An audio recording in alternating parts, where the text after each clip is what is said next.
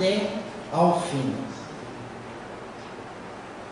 Mas aquele que perseverar até ao fim será salvo. Jesus, Evangelho de Mateus, versículo 13 do capítulo 24.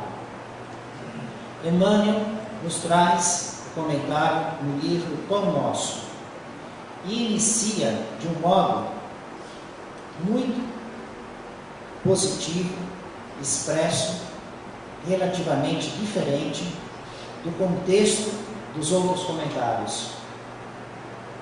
Aqui não vemos Jesus referir-se a um fim que simbolize término, e sim à finalidade, ao alvo, ao objetivo. No livro Consolador, nas questões que os espíritas realizavam através da mediunidade de Chico Xavier para o espírito Emmanuel apresentar as respostas, observamos uma pergunta a respeito da tradução. Qual a melhor tradução dos evangelhos? Há uns anos atrás, buscavam uma diversidade de traduções. Não dava nem para levar para casa. Tanta Bíblia, tanto Evangelho, dezenas de traduções, inclusive com os livros compondo o Antigo e o Novo Testamento diferentes, de acordo com a interpretação, com o segmento religioso. E Emmanuel diz, no livro Consolador, que a tradução em si mesma já é a palavra, já é o ensino de Jesus.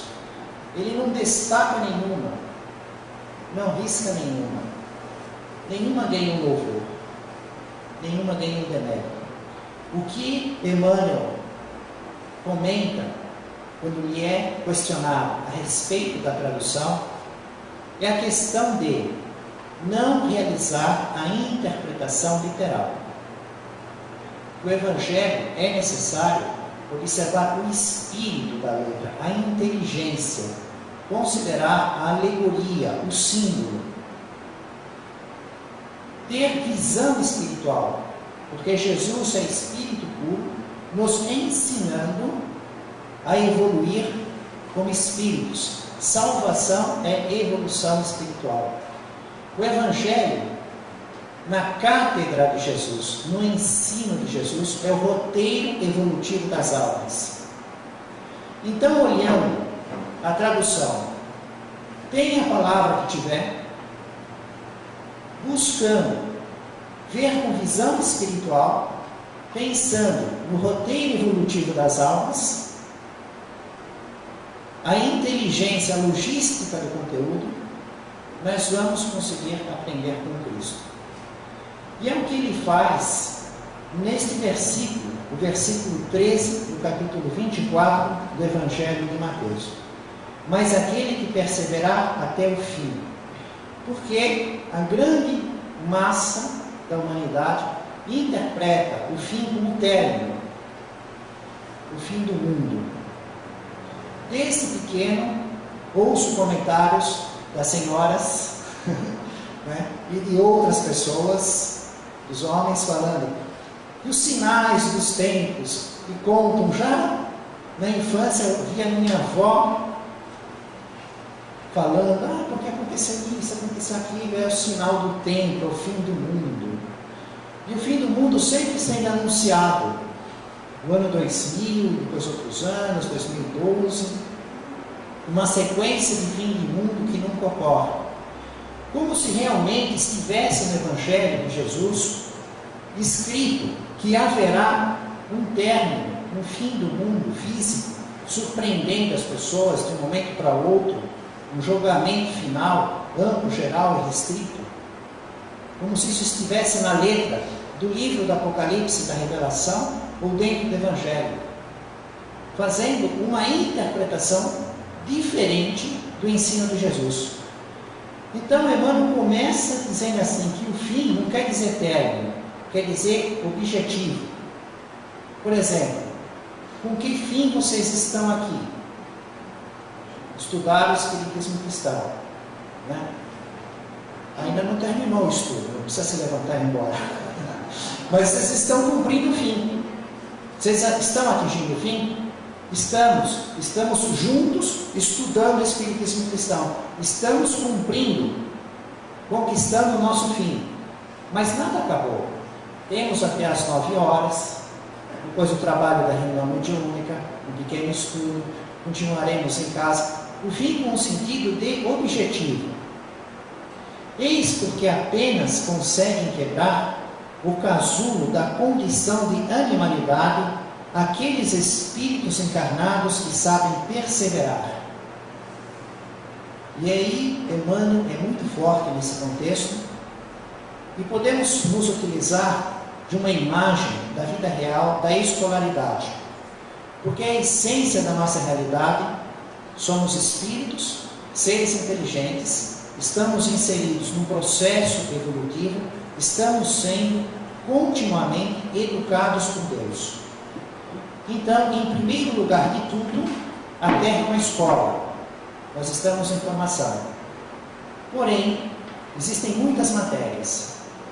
Estamos recebendo muitas aulas do professor Dor, da professora Sofrimento, né? Dentro da escola recebendo essa aula. Mas por que esta aula? Vamos comparar o sistema educacional humano, pensar na nossa realidade, lembrar o passado, o primário, o ginásio, o colegial, o ensino universitário, ou na linguagem moderna, o ensino fundamental, médio, superior, na evolução espiritual, a infância, maioridade, maturidade, infância, juventude, idade adulta, várias formas que nos auxiliam a compreender. Mas imaginemos o roteiro escolar, o aluno num certo ano. Um ano X do ensino fundamental, do ensino médio. O que pode estar ocorrendo dentro da classe de aula? Como vamos comparar isso com a realidade do mundo espiritual, com a realidade dos espíritos encarnados, com a realidade dos espíritos que permanecem no solo da Terra, influenciando, dominando as sugestões mentais dos homens? É uma classe que está tendo muita bagunça, uma bagunça enorme, porque está todo mundo gritando, debochando, alheio. Imagina aluno lá no Facebook, o outro no celular, o outro no Messenger, cada um se distraindo do seu jeito, uns querendo aprontar os professores, e de certo modo, na vida real, colocando os livros na mala que trouxe para cá. Estava passando um noticiário que o menino de 8 anos arrancou a cadeira, foi lá, agrediu a professora. Né? Pensei assim, ó, está ilustrando até de modo gráfico, expresso forte, o conteúdo do estudo.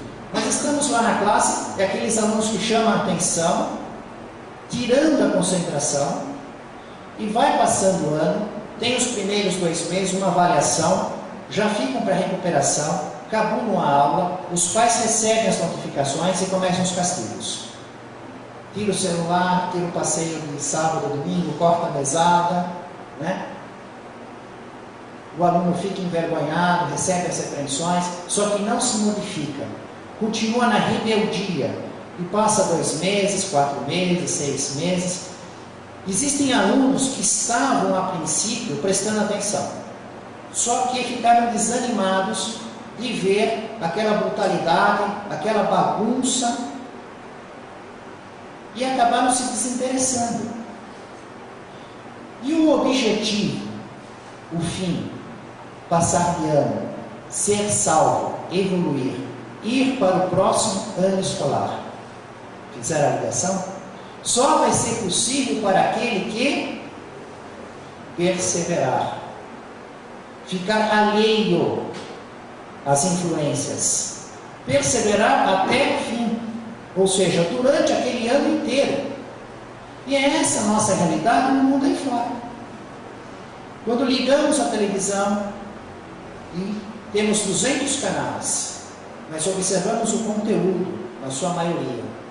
Quando olhamos na internet, olhamos a justiça humana, a administração pública, o comportamento no trânsito, em qualquer lugar que olhamos, por qualquer direção, predominantemente vamos ver uma algazarra, uma bagunça, uma forte sugestão dos nossos colegas de classe a nos tirarem da aula, do dever de casa. Parece até vergonhoso ficar alheio a essa bagunça, se concentrar nos espíritos que nos ensinam, seguir seus conselhos, fazer esforço de passar de ano. É uma vergonha perante os outros da classe.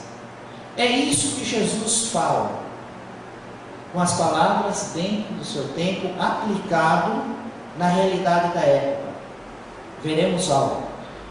Então Emmanuel nos traz esse comentário, dizendo assim: as portas do céu permanecem abertas, nunca foram cerradas. Porque vai acontecer que muitos alunos vão repetir de ano e vão ter um grande sofrimento depois, porque jamais vão sair da escola. É lei de Deus que todos fiquem na escola até estarem formados. Pode repetir 1000, 1 milhão de vezes, quantas vezes quiserem. Quanto mais se repete, tira-se os privilégios e os confortos, e mais entediado fica o aluno. Os sinais marcantes da terra: tédio, não tenho vontade de fazer nada, tristeza, depressão, tudo falta, tudo é difícil. São os professores, são as aulas, porque é obrigado a estar formado. Jamais as portas do céu estarão cerradas, sempre estarão abertas, mas cada um faz o seu roteiro escolar no livre-arbítrio, do modo que se empenham em aprender e aplicar aquilo nas suas vidas.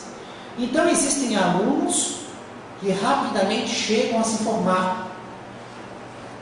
É uma minoria de espíritos que encarnam na Terra para chegar à perfeição, mesmo porque a Terra é apenas um pequeno planeta numa quantidade infinita deles, e vai viver só um pequeno trecho também, por mais longo que nos pareça.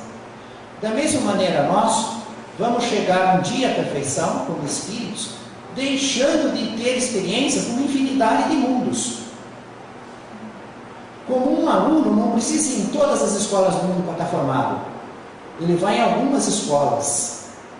O que ele precisa é fazer um currículo. O currículo está disponível em várias moradas. Então não era nem necessário vir para uma escola que tem tanto professor de dor, de sofrimento, para chegar à perfeição. Mas por que estamos matriculados nessa escola e não estamos nas outras?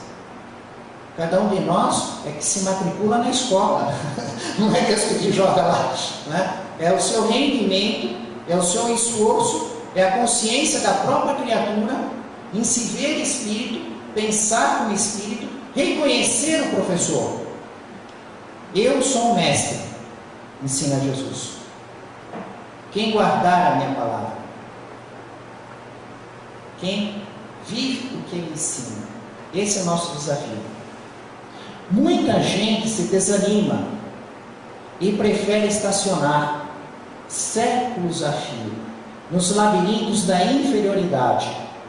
Todavia, os bons trabalhadores sabem perseverar até atingirem as finalidades divinas no caminho terrestre, continuando em trajetória sublime para a perfeição. Vamos ver agora esse mesmo conceito, essa essência exata, só que colocada na época de Jesus, nos seus dias. O que acontecia lá naquela multidão, com seus discípulos, os fariseus, os saduceus, no templo, um pouco antes da Páscoa, da última semana, da crucificação. Jesus, conhecendo o coração, o pensamento, a reação de cada criatura, então via nos fariseus, nos saduceus, os escribas, os doutores da lei, de modo geral, na quase totalidade, uma grande hipocrisia.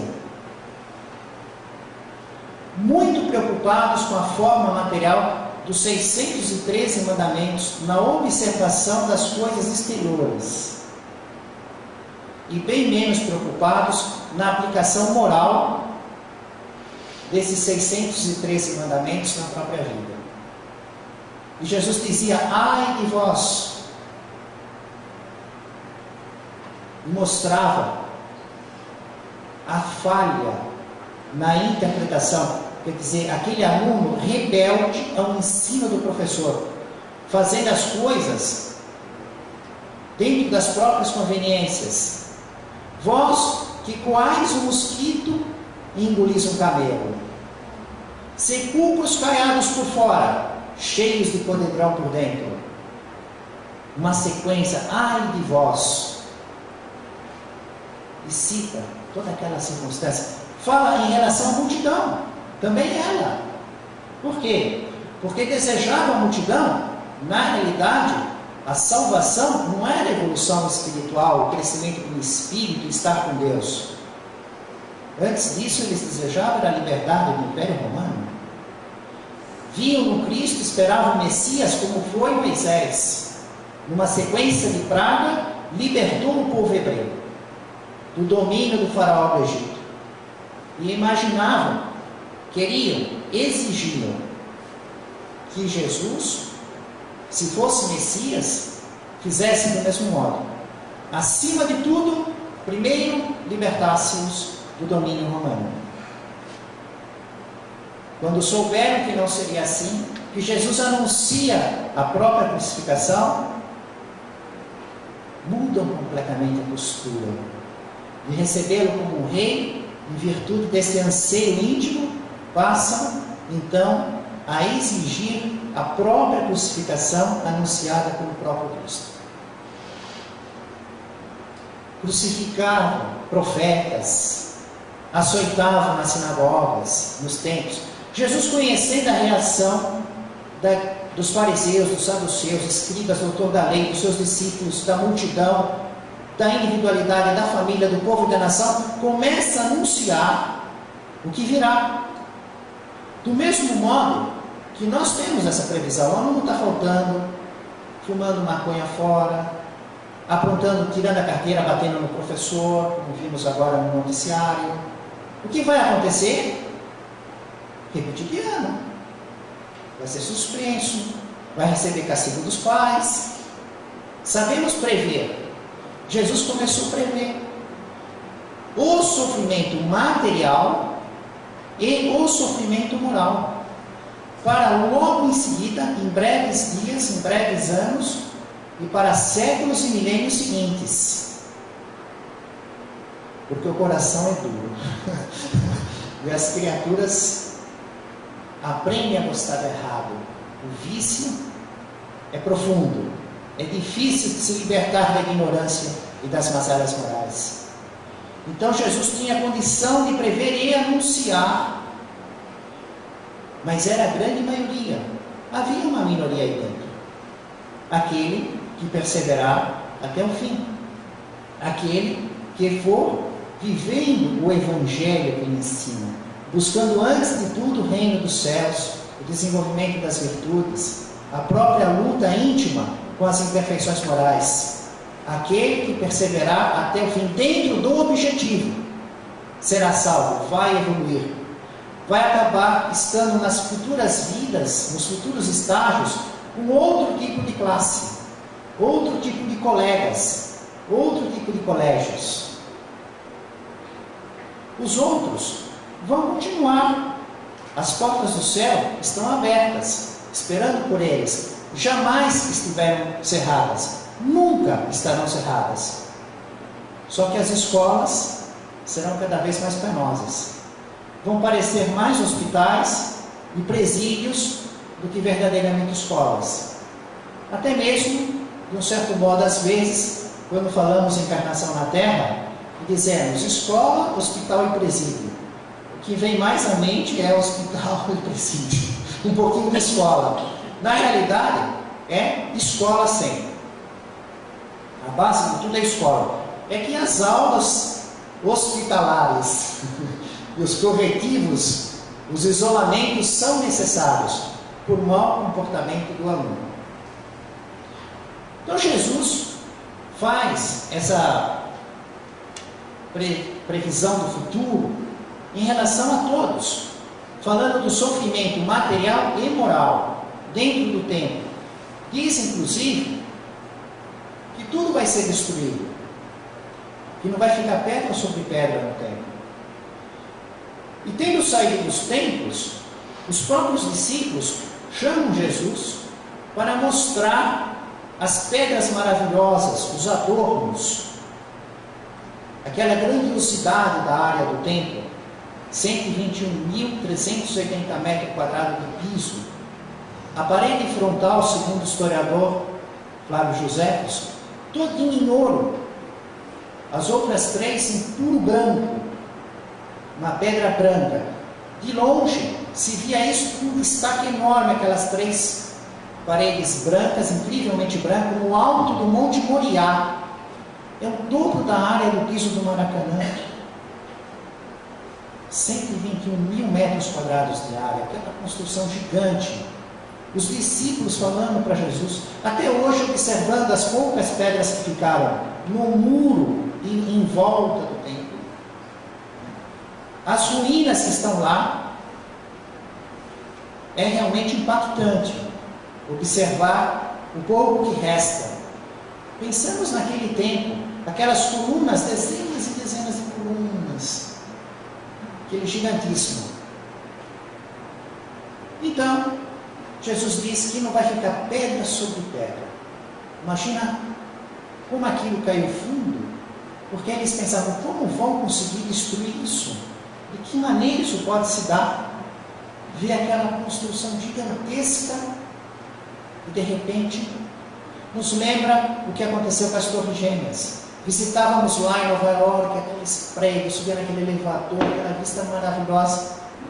Fosse ter uma profecia, vai ter um dia que dentro de algumas horas não fica uma pedra lá. Eu falo, nossa, mas como? De que maneira vai derrubar essa torre inteira em poucas horas? O que vai acontecer? Estaria acima da nossa possibilidade de compreensão. Então, os discípulos ficaram chocados, saíram do Monte Moriá e instantes depois estavam no Monte das Oliveiras e 4 deles muito próximos de Jesus, Pedro, Tiago, João e André, e fizeram a seguinte pergunta: Mestre, dize-nos quando será isso e qual o sinal da tua vinda e da consumação da era? Eles se referiam a toda aquela circunstância de sofrimento que fora anunciada durante o tempo para a multidão, para os fariseus, que Jesus fala dos sofrimentos enormes, dos tormentos materiais, terremotos, guerras, briga de família, as nações, toda a tragédia material e moral. E muito impressionados com a circunstância das pedras, principalmente porque eles estavam no Monte das Oliveiras, e o Monte das Oliveiras de frente para o Monte Moriá. Tem o Monte Moriá, aí tem o Vale do Cedron, sobe, aí tem o Monte das Oliveiras. Então, hoje, à vista do Monte das Oliveiras, nós vamos lá visitar vários lugares venerados do Evangelho, que existem igrejas construídas nesses lugares, venerando passagens do Evangelho. Um dos pontos onde Jesus ensinou a oração do Pai Nosso. Existem outros. Existe um lugar alto que a vista é espetacular. Né? Nós olhamos assim e vemos uma coisa assim. Hoje tem a mesquita com a abóbada de ouro, dourada. Né? Aqui nessa outra imagem, nós temos uma ideia, assim, um gigantismo do muro. Eu sei que é a distância, né, dentro da foto do livro, da área, a Terra Santa em cores. Naquela época, se hoje é espetacular, naquela época era cinematográfico. Porque hoje tem aquele espaço enorme, né, tem um muro e tem a abóbada dourada da mesquita e uma vista fabulosa. Naquela época tinha um templo construído e eles estavam de frente para a Porta Dourada. Este local, no Monte das Oliveiras, em direção ao Monte Moriá, que estava Pedro, Tiago, João e André, conversando com Jesus. Eles falam, eles lembram, porque Jesus falou lá que não vai ficar pedra sobre pedra. Eles saíram de lá, saíram, desceram o Vale do Sertão, subiram, estavam no Monte das Oliveiras, olhando para aquilo lá, né? Então vejam só, vendo do alto, se vê muito melhor, do alto para o alto, aquele baixo assim. Mas como isso vai se dar?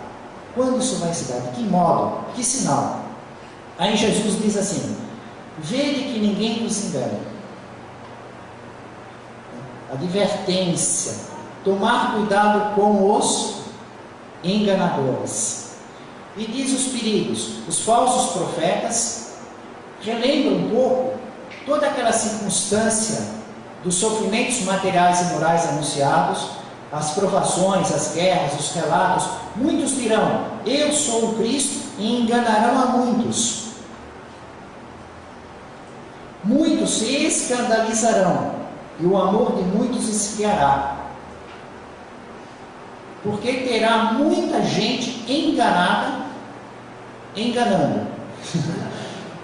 Cegos que guiam cegos, cegos que guiam cegos, ignorantes, não sabem o conteúdo, não conhecem o Espírito, não conhecem a evolução, não sabem interpretar, com boa fé e com má fé, com dolo e com culpa. Então Jesus diz: vede que ninguém vos engane, e se cerca de todas as circunstâncias, já avisando como vai ser, que vão querer tomar o lugar dele, que são cegos, guias cegos, que vão levar outros cegos. E junto daqueles sinais, vão mostrar os sinais do tempo, que vai estar anotado como está, e vão anunciar o fim do mundo. Qual foi o fim do mundo mais recente que tivemos? Foi 2012, 21 de dezembro de 2012, era isso? Que tem até o filme, né? E por falar em fim do mundo, vamos para a Revista Espírita dar uma olhada no fim do mundo. Essa circunstância de um fim do mundo que já foi e não aconteceu, e um fim do mundo anunciado para daqui a pouco, não é coisa nova, já era da época de Kardec. Então nós vamos ver na época de Kardec o codificador da doutrina espírita entre dois fins de mundo, um que foi anunciado e não aconteceu, e um que estava sendo anunciado, que também não aconteceu porque já é passado o nosso, né? Então é interessante essa circunstância, quer dizer que não é coisa nova a pessoa se vê na sociedade, já tendo passado por um fim de mundo que não aconteceu, porque essa juventude de hoje, né, viu aí em 2012, viu aquele filme. Eu tenho amigos que estavam muito preocupados, né? Falava até: mas sai, muda desse lugar, você está muito perto do mar, procura um lugar mais. Né? O Guarujá está perdido, a Marília vai estar afundada. Né? Queriam. E o interessante é que alguns era aquela inocência mesmo, a ingenuidade. Preocupados, viram aqueles argumentos e estavam dentro de si, vivendo um tormento, com medo. Então Allan Kardec anuncia na Revista Espírita, de abril de 1868, o anúncio do fim do mundo para o ano 1911. Foi um livro, uma brochura, que saiu em circulação, e ele anuncia todos os detalhes: o lugar onde está a venda, o nome do jornalista, a cidade que está vendendo mais. Quer dizer, o fim do mundo para daí 43 anos. 43 anos da época de Kardec. Jornal de Estudos Psicológicos, Revista Espírita, abril de 1868. 43 anos, 1911. E esse fim de mundo anunciado tem todos os detalhes do anticristo e dos sinais colocados lá. Mas Allan Kardec começa a sua reflexão lembrando um fim de mundo que não aconteceu, que foi em 1840. Como ele nasceu em 1804, né? Ele estava com 36 anos. E ele fala aqui, eu vou ler um pouco do fim do mundo que não aconteceu na época de Kardec. Com efeito, a gente se lembra de que o fim do mundo também tinha sido predito para o ano de 1840. Como a Revista Espírita em 1868, quer dizer, 28 anos atrás, ele tinha 36 anos. Acreditavam com tanta certeza que tinha sido pregado nas igrejas. E ouvimos anunciando em certos catecismos de Paris, as crianças da primeira comunhão. Isso são fatos, não são críticas. É com todo respeito, mas é fato. O que não deixou de impressionar deploravelmente alguns cérebros jovens. Como o melhor meio de salvar sua alma, sempre foi dar dinheiro, despojar-se dos bens deste mundo, que são uma causa de perdição. Foram feitas coletas e doações com este objetivo. Mas o espírito do mal se insinua por toda parte, neste século de racionalistas, e impele aos piores pensamentos. Ouvimos com os próprios ouvidos alunos de catecismo fazendo esta reflexão. Se, diziam eles, o fim do mundo chega no próximo ano, como nos asseguram, será tanto para os padres quanto para os outros. Então, para que lhes servirá o dinheiro que pedem? Na verdade, não há mais crianças, mas meninos terríveis. Reflexão de Kardec. Porque a compreensão espiritual vai se desenvolvendo, da infância vai para a juventude, do ensino fundamental vai para o ensino médio. Embora o filme anunciando o fim do mundo para o ano 2012 causou medo, preocupação, espanto, dúvida, mas não conseguiu provocar pessoas em larga escala e arrancar o patrimônio delas. Eventualmente somos surpreendidos com certas seitas de suicídio coletivo. O que nos choca, como uma pessoa pode estar na condição de compreensão espiritual, de acreditar, dar os seus bens e cometer o suicídio. Mais ainda, eventualmente, um ponto aqui, um ponto lá, a cada X anos, somos surpreendidos por algo. E aí Allan Kardec faz, durante 10 páginas da Revista Espírita, de 161 até 171, ele vai buscando trechos desta brochura, deste livro, que vai comparando os fatos que estavam acontecendo no mundo naquela época, em 1868, com o escrito no Evangelho de Jesus, para mostrar que o fim do mundo ia ser em 1911. E descreve o anticristo, até com retrato, que era possível ser identificado. Isso foi um livro que vendeu muito na época e assustou muitas pessoas, né? Estamos falando de coisas, de fatos reais daquela época. Então ele fez 10 páginas de estudo, reproduzindo os trechos e realizando alguns comentários. E nós não vamos ver nenhum, né? Nenhum. Mas nós vamos ver uma circunstância que ocorreu que foi tão interessante. Na Sociedade Espírita de Paris, 28 de fevereiro, né, o médium Sr. Morim se comunica que a matéria todinha é publicada em abril, mas ela vinha há meses sendo trabalhada. Esse livro tinha sido publicado antes, ele marca aqui a data, tudo, né, que está anunciando o fim do mundo. O espírito de Jobar se comunica pelo médium Sr. Morim. O espírito de Jobar diz assim: eu não tinha programa de ir na Sociedade Parisense de Estudos Espíritas hoje, e vir aqui. Jobar tinha sido um dos primeiros membros da Sociedade Parisense de Estudos Espíritas. Foi amigo de Allan Kardec, foi seu colega, participou. Tem muita matéria dele para lá e para cá, Allan Kardec contestando, discutindo. Inclusive, o estudo do livro da Gênesis que estão realizando, vão acabar encontrando teoria de discussão proposta por Jeová de um jeito, que Allan Kardec confere de outro, contesta, vai aparecer dentro daquelas centenas de páginas do livro da Gênesis. E Jeová desencarna, vem como espírito várias vezes, aparece muitas vezes na revista espírita. Era um espírito relativamente frequente, só que nesta noite não era para ele vir. Ele diz: olha, eu estava com outro programa, mas comecei a receber uma série de risadas, de gargalhadas, e assim, um humor algo estranho. Eu falei: mas são meus amigos, são pessoas que eu conheço.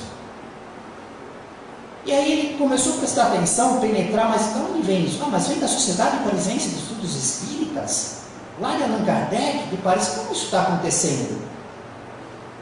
Então ele ficou curioso, estranho, porque lá os trabalhos são sérios, serenos. O que está acontecendo lá, que eu estou aqui percebendo que existem espíritos dando gargalhadas de monte, e existem pessoas encarnadas que estão dentro do padrão de serenidade, só que por dentro estão rindo, estão com aquele humor. E ele recebia esse tipo de sensação, ele achou tão diferente que ele foi lá. Quando ele chega, ele fala: olha só, eles estavam estudando, separando os trechos desse livro, essas 10 páginas que Allan Kardec publica, separando os sinais do tempo, a descrição do anticristo, comparando as coisas da época, para justificar o fim do mundo em 1911. Por que riam tanto? É a mesma coisa que nós imaginarmos umas crianças explicando a origem do mundo, a formação das coisas, e nós vamos achar engraçado ver a ingenuidade, a inocência interpretando as coisas. Era alguns trechos tão bizarros. Como é que podia ter aquilo, vender, fazer que a gente quer acreditar? Então os espíritos que estavam observando aquilo estavam se divertindo, achando entusiasmados, assim, chegou lá no Jeová. E aí ele faz uma página meia de comunicação, dizendo assim, ele fala do espantalho do fim do mundo, daquela ideia que o mundo termina como se não fosse mais existir o planeta, né? Por fogo, por água, terminasse tudo, o fim material, e que isso é um espantalho que afeta os cérebros fracos, e é muito interessante isso que ele coloca aqui, né? O fim do mundo material da Terra não só assusta os homens, cérebros fracos, mas também como os espíritos fracos. Veja que coisa interessante. Mas peraí, o fim do mundo assusta os espíritos? Assusta os espíritos. Todos não. Os espíritos fracos. Mas do que ele está falando? Ora, o homem, nós sabemos, o espírito encarnado, a alma. Estamos em aproximadamente 7 bilhões encarnados. A população desencarnada é muito maior. Nesta população desencarnada, uma grande parte são espíritos que vivem predominantemente da vida material. Eles não se interessam pelo conteúdo espiritual, por estudos, por trabalhos, por circunstâncias da vida espiritual. Eles estão interessados nas tricas humanas. Uma grande parte ainda está no domínio do vício. Precisa fumar, precisa beber, precisa consumir droga, precisa orgia sexual. Outra parte está sempre ligada com depressão, angústia, pessimismo, tédio, precisa dos homens com esse sentimento, que moram aqui em suas casas, em suas instituições. Outros nos crimes. Ora, a Terra é o piso deles. Se o planeta de uma hora para outra deixasse de existir, houvesse um impacto de um outro planeta, aonde que eles iriam ficar? Eles sabem que a vida em espírito continua, mas qual ia ser a morada? Existem espíritos que temem profundamente perder esse piso.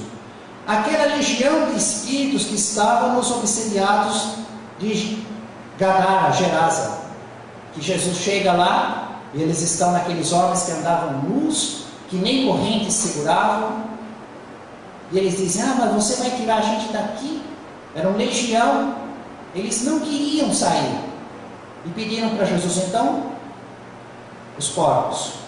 Provocando o suicídio dos porcos, assustando os porcos caíram, morreram, com aquele fluido vital eles conseguiram energia para se equilibrar um pouco no piso terreno.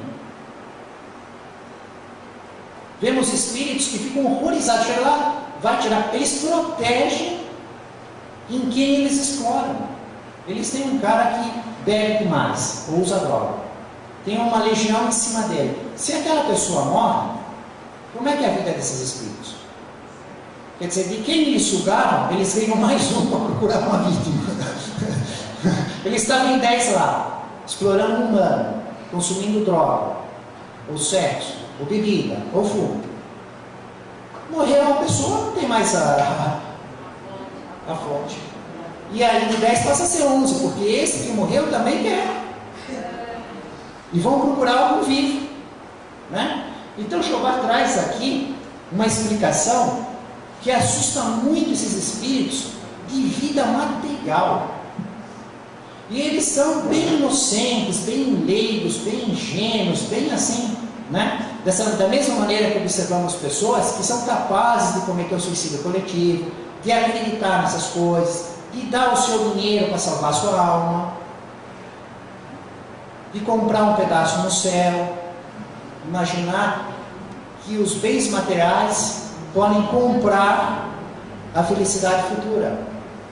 Então, ele nos fala do fim do mundo, que não vai haver desta maneira do planeta acabar. O que vai haver é o fim do mundo moral.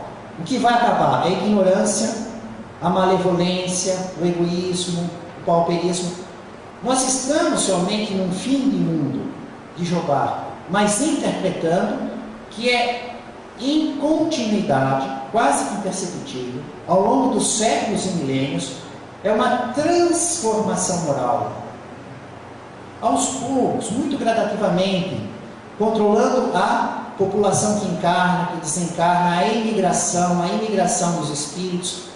Então vai ser assim bem suave, mas o mundo moral vai se mudar completamente. Da época dele, no Brasil, havia escravidão. Escravos, aqui no Brasil. Hoje isso é uma aberração.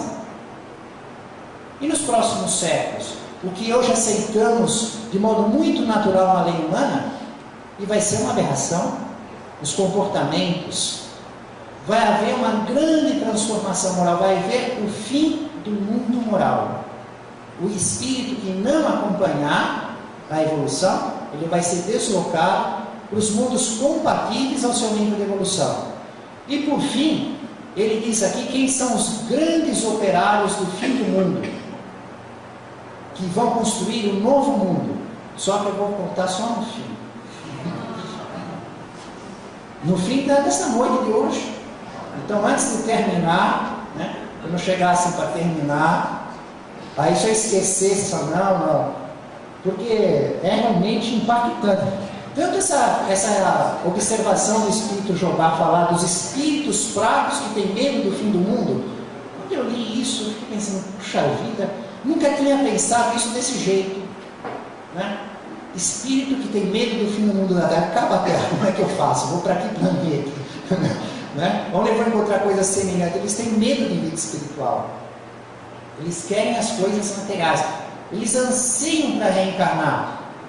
Não é para evoluir espiritualmente, é para estar na carne, fazendo as coisas humanas, traçando, né, com a boca, com a pele, né, sentindo as sensações. Desencarno é horrível para eles, porque aí eles têm que ficar por intermediário, juntando o corpo espiritual, o perispírito no perispírito encarnado. Jeová falou do fim do mundo moral, da ignorância. Vai se ter conhecimento. Nós estamos vivendo a época do Consolador Prometido. Mais para frente, nessa revista espírita, Allan Kardec nos conta um caso real de um general húngaro, que ele recebeu uma grande herança e falou assim: não vou ser mais general, vou comprar um castelo em São Petersburgo e vou viver lá. E passou por um intendente, um ajudante de ordens, um secretário: olha, recebi essa fortuna, quero que você vá em São Petersburgo, compre esse castelo que eu vou viver lá. Só que esse secretário respondeu para ele: não compre esse castelo porque é um castelo mal assombrado. Todo mundo sabe disso e você vai se complicar lá dentro. Ele disse: de jeito nenhum, se ele é mal assombrado, então é por isso que o preço está bom. Eu estava achando, como é que esse castelo em São Petersburgo está só esse preço? É agora mesmo que eu compro. Porque para ele não existiam espíritos. Ele imaginava que eram pessoas que levavam vantagem, fazia de conta que tinha espíritos, que o imóvel era mal assombrado, eles tiravam a casquinha deles lá, ficavam por lá, ninguém comprava aquele castelo, eles iam morando por lá, né? E o preço era baixo, não tinha comprador. Falava: agora que compra rápido. Tudo bem, o intendente obedeceu, comprou.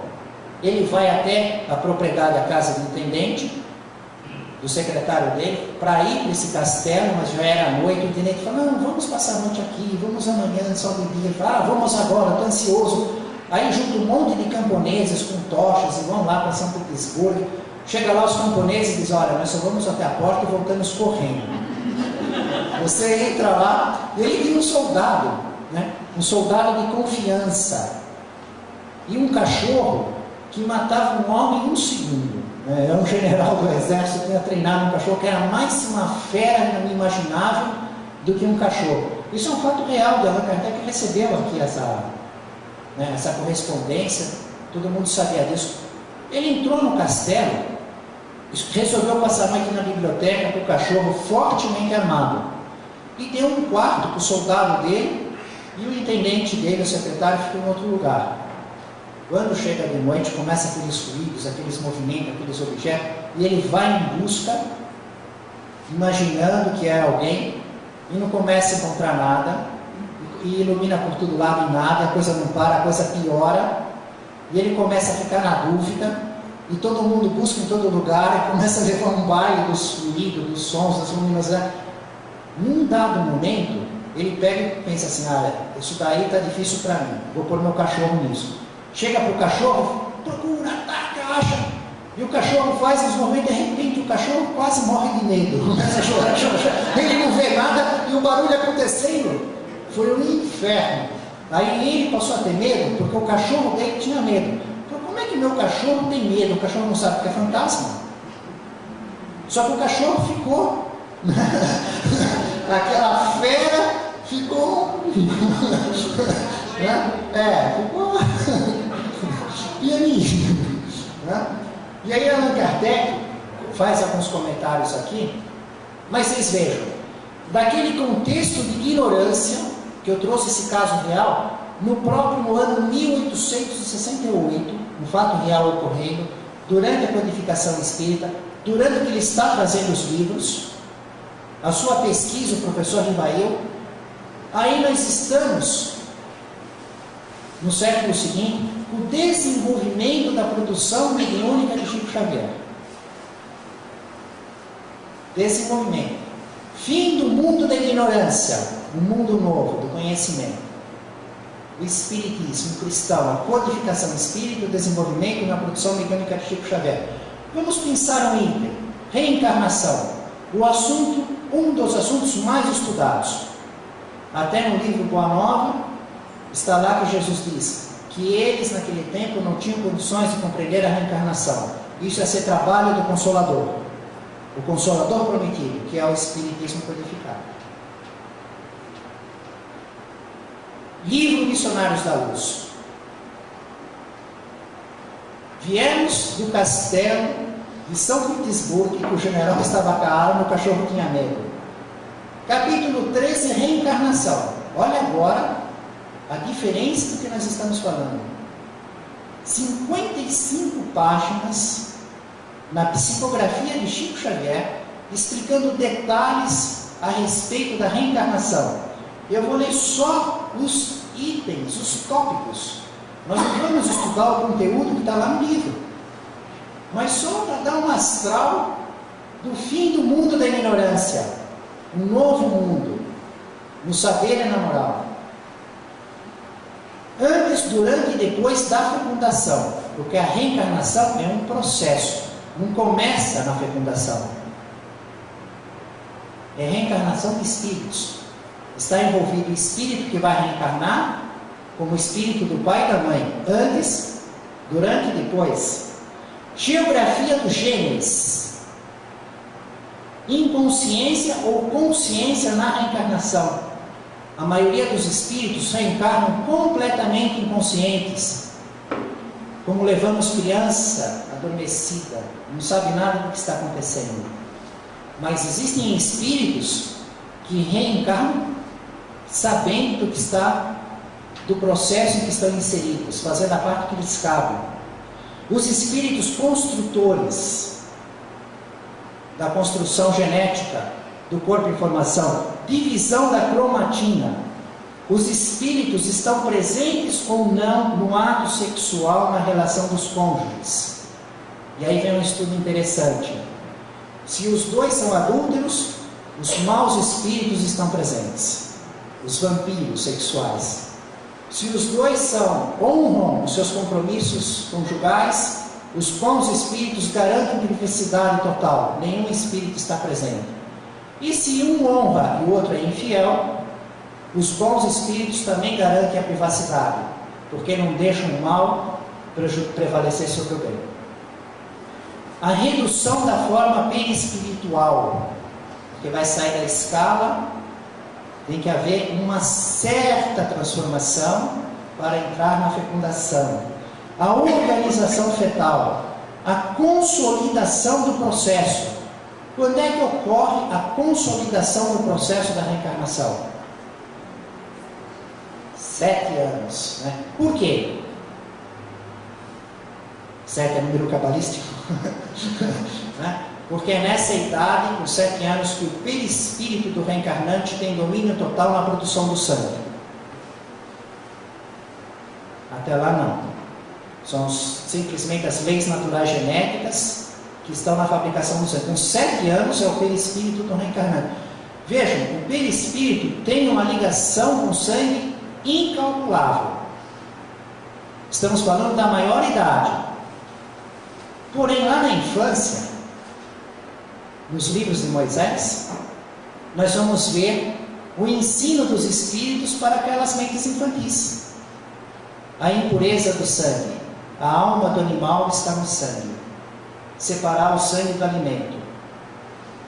Nós observamos que esses espíritos respeitaram aquela infância espiritual, mas introduziram sementes que só poderiam ser compreendidas lá no Consolador Prometido. Mas é assunto de outro estudo. Então, para encerrar, né, Jobar está aqui, falando a respeito desse fim do mundo material e moral, com um novo mundo material e moral, que é o progresso material. O progresso na medicina, na comunicação, nas transformações, em todos o conforto de se viver no corpo, se transportar, vestir, e na moral, na sabedoria e na ignorância. E ele fala dos grandes trabalhadores, os operários, né? Quem vai ser o grande responsável por essa transformação? Quem vai ser?